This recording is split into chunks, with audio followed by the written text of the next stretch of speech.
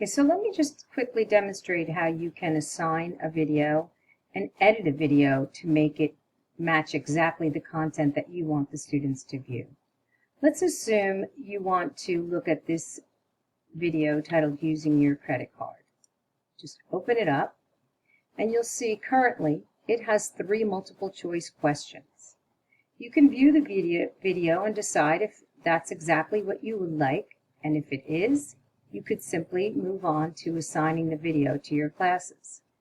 If not, you can choose the Edit feature, and the Edit feature allows you to go through to cut sections that you don't want in there, to change the multiple choice questions, to add more questions if you would like by simply selecting the question button and adding more multiple choice questions, open-ended questions, or you can add a note.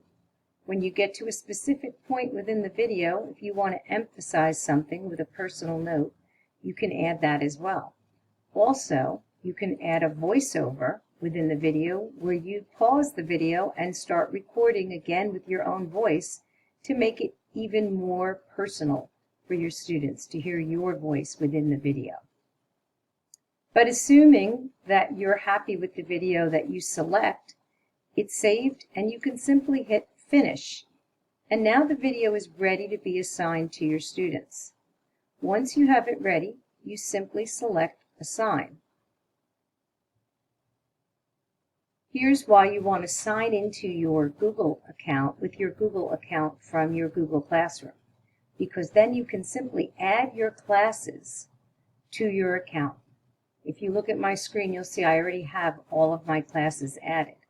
But when you sign in with your Google account, you have the opportunity to add each class right here directly from Google Classroom.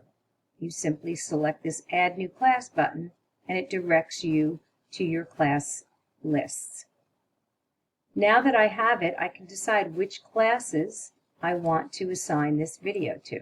I can do one or all, or whichever ones I check off, it can be assigned. I can choose a date that I want it assigned, a due date that I want the assignment to be due, or I could leave it empty for the due date. You want to select Prevent Skipping so that students can't go through the video without answering the questions. I usually turn on the closed caption feature as well in case a student's sound system isn't working well, so that they can also see the text coming across the screen. And finally, it's really important that you select Post on Google Classroom if you want it to immediately go to Google Classroom.